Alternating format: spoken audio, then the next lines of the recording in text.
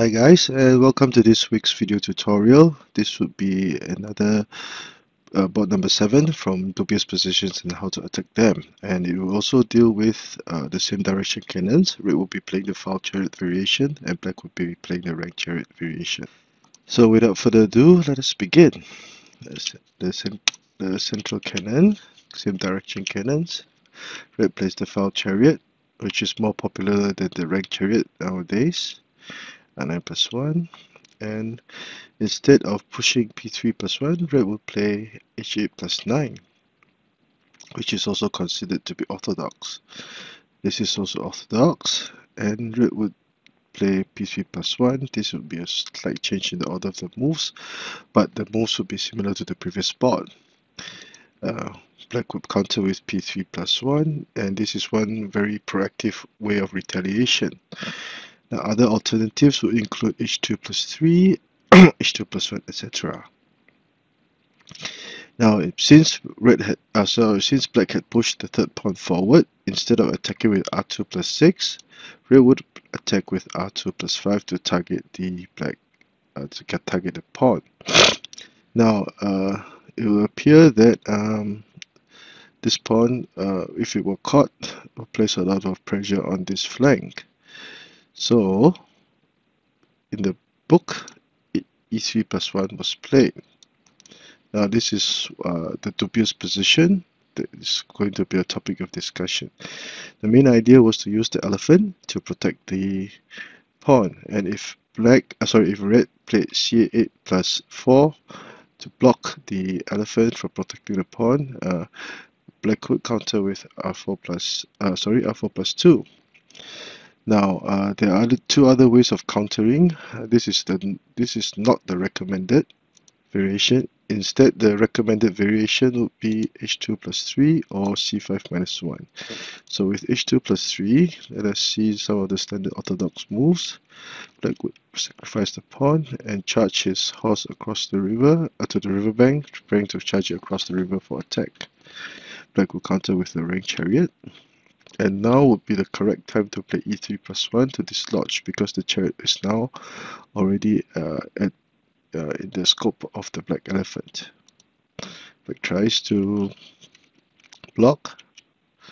The rank chariot will mean that this move would not be viable. And this would be a very complicated and intertwined position for both colors. There'll be many possibilities. So h2 plus 3 will be much better than e3 plus 1 earlier on. Another viable approach, which is sometimes seen in over-the-board play or on the internet, would be to play c5 minus 1, where black will adopt something similar to the screen house defense. 2 equals to 7 to attack. This would be a trap by black to sacrifice the elephant. Black would usually not dare to capture the elephant. If he did, for example, say if black captured say if black captured the elephant, red would be prepared to play c2 equals to 3 to trap the chariot, and there's always e7 plus 5 to dislodge the chariot. Now, again, this would go against the basic tenets of Xiangqi opening theory, whereby a lone piece would have attacked or penetrated too deeply without any reinforcements. So the red chariot would now be in lots of trouble. So usually, red would play h3 plus 4, and black would play h2 plus 3 to prepare to play c5 equals to 3. Now this is in preparation. If he did, red could counter with c8 equals to 7. And black would now move his elephant. So this would seem to be a trade of material. But in actual wise, black would now have consolidated his defense, concentrated a lot of material targeting this flank. Now, the red cannot capture, or the elephant will capture the chariot. So the red would retreat the chariot, and at this point in time, Black can deal with the enemy's aggressions very easily because Red had used up too many moves to move this chariot, and this would be a ideal position for Black. So c5 -1 is also quite can be seen over the internet occasionally. Okay, so back to our dubious position, e3 +1. Now, if e3 +1, Black was now preparing his defenses, and the recommended move would be c8 equals to 9, whereby Red will use the 3-step tiger to develop his chariot. Now, this would be the position of discussion, and there are two main variations: variation A, r4 +2, and variation B, h2 +3. Now, it would be a very bad idea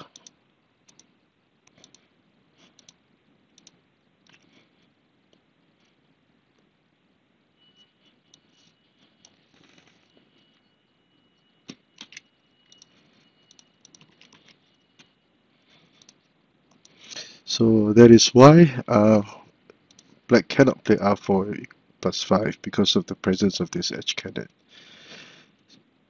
So let us begin with variation A.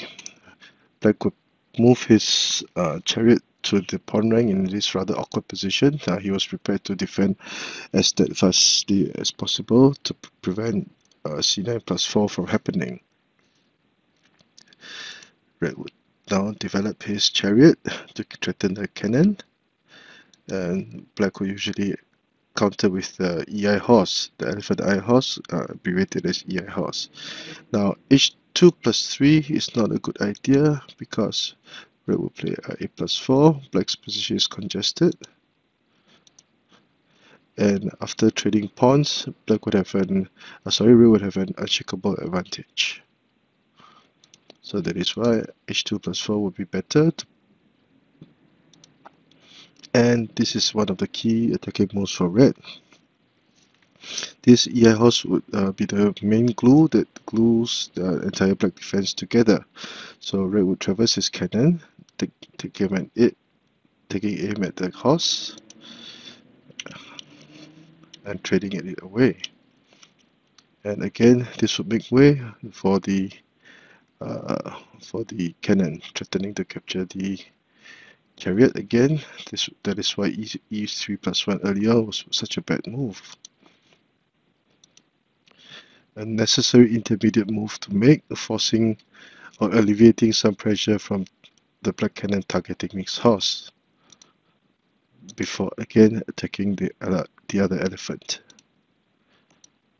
And as can be seen, Red will consolidate his defenses, and Black's position is in a disarray. Both elephants are flown to the edge files, which is very undesirable. This cannon will now be a target of attack. Regardless of material strength or the positioning of the pieces, Red would have the advantage. So that is why variation A by r4 +2 would not work. In variation B, h2 +3 was played. Now, this would be a relatively much more tenacious counter. Red would develop his. There are two sub-variations that were discussed. The first would be sub-variation BA, r9 equals to 8, and the other would be to attack the chariot as planned. So in variation BA, when Red would develop the chariot, Black would protect the cannon. And because of the awkward positioning, the chariot would now target the horse again, forcing it to the riverbank. And at this point in time, Red would niftily retreat his chariot to prevent h4 +3 from happening. The chariot has pinned the Black chariot in cannon, and also indirectly the Black horse. So with only one piece, pinning 1, 2, 3, even 4 pieces, Red would have gained a huge bargain. Now Black tries to link his chariots, preparing to develop or move his cannon away. But the Red cannon, again the edge cannon, will now work its magic. Now h4 +3 was played. This would be a trap. Black advances the horse very brilliantly. He refused to back off, which is a very key trait in same direction cannon in games. You must be proactive and attack as aggressively as possible. So red will usually play r9 equals to 3 to attack the elephant. He cannot capture the poisoned horse because, as mentioned, the horse is poisoned. Black will immediately play c2 equals to 3, and as can be seen, the chariot cannot go anywhere. Let's say Black tried to save his chariot. Again, Black would not give Red any chance of a breather and push p3 plus 1 forward. So Red would lose his chariot. He cannot move here or here because both chariots are present. If he captured, the cannon will capture the chariot, and losing such a chariot so early in the game would usually mean that Red would be losing. So that is why this trap is very nice. The horse is poisoned, and that is why Black should play r9 equals to 3 instead of capturing the black horse. Okay, forcing it, and Red would now change his formation in anticipation of Black's attack from this flank. A trade of chariots. At this point in time, both colors will be pestering each other, and it will be too early to tell what will happen, and Black can be satisfied with this position. So r9 equals to 8 is perhaps not so desirable. In this variation BB, again, Red will refuse and use the cannon to attack. Now this was perfect because now the Black chariot would now be a target of attack, and Black must deal with this threat immediately, forcing it to move. Another very nice intermediate move, again threatening to capture the chariot, which can only move these two either to the first or the third file, and because the cannon was blocked. So usually Black will play r2 equals to 3, and Red would make a very practical move of playing c8 equals to 3. Now r2 equals to 7 would be a huge blunder. Red would threaten the cannon because of the presence of the ranked chariot, preventing it from capturing the pawn, and also threatening the cannon. If it moved away, the elephant would capture the chariot. So Red would try to offer exchange of chariots in this manner. If e1 plus 3 were played, Red would threaten or capture the chariot, and this would be a trade of chariots. Black would play h3 minus 5. Red would try to. Red would not want to trade chariots and try to apply pressure. And after trading material, the black chariots will now become a very fearsome entity. Black would now have seized the initiative and control the situation, which is why that's why r2 equals to 7 cannot be played and c8 equals to 3 must be played. Now this would force the elephant to the edge file. Now Red would now make this very brilliant move, controlling the very important line on the board in preparation for Black's. Black has stored out a lot of potential in this region, and r2 equals to 4 is the best counter. Red cannot afford to play nonchalantly or very carelessly with r9 equals to 8 because the black cannon would now move to the rear bank to dislodge the red chariot.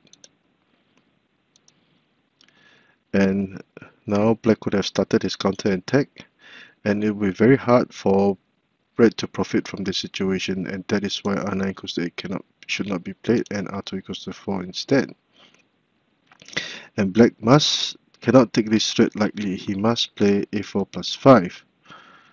He cannot play h3 plus 2, thinking that he would prevent the development of this chariot, because Red would play h3 plus 4, preparing to storm and attack Black's counter, and Red would still have a significant advantage at this point. So Black should consolidate his defense, and red will now develop his chariot. And as can be seen, with just a few moves, the red chariot will now have occupied a very, very important position on the spot. Black's counter from this flank is still in the making, and this would be a very ideal position for red. So, a quick review. Let us review this spot from the eyes of black. Let me retract a little bit. Okay, central cannon, foul versus ranked, cross palace, p3 plus 1, a very tenacious counter. This is considered to be orthodox, and red would attack, and this would be the dubious move. And since e3 plus 1 was played, the red cannon will now make mischief. We'll see it equals to 9. Now, in variation A, r4 plus 2, variation B, h2 plus 3. Now, r4 plus 2 was black's way of defending. Red will develop a chariot. EI horse, h2 plus 3 will lead to a very poor position. c5 equals to 6 to target the horse. After trading material, again, the cannon will make mischief. A very important intermediate move, which is the topic of this discussion, and then attack the elephant. So 1, 2, 3. These 3 moves would be would be what the title was suggesting, whereby an arrow shot 3 hit 3 eagles at the same time. e7 plus 9, and red will consolidate his defenses, and regardless of material strength or the position of the pieces, red is supremely superior. Variation B, h2 plus 3, and there were 2 sub-variations. BA would be the r9 equals to 8 for the foul chariot. BB would be c9 plus 4. Again, BA is not advocated. It would not be as good as c9 plus 4. Red would develop his chariot immediately, and the threat of c9 plus 4 will be no more. Red tries to apply some pressure, but the horse will now move to the riverbank, threatening to play p3 plus 1. Sorry. Red defends in this manner, and at this point in time, r9 equals to 3 is correct. He cannot play r8 equals to 7, or the chariot will be lost. e7 plus 9, and after trading material, red tries to change his formation, but at this point in time, both colors will be pestering each other, and black can be considered to have a decent position to play with. So that's why BA is not a good idea, and the recommended move would be BB on c9 plus 4, and a very important intermediate move, and another before capturing the pawn. e9 equals 7, r2 equals 4, a very important move to make, commanding very important line, forcing black to consolidate, and then red will now develop his chariot and gain a winning position. If you like the work I've been doing, please do subscribe to my channel and give me a thumbs up for this video. Thank you.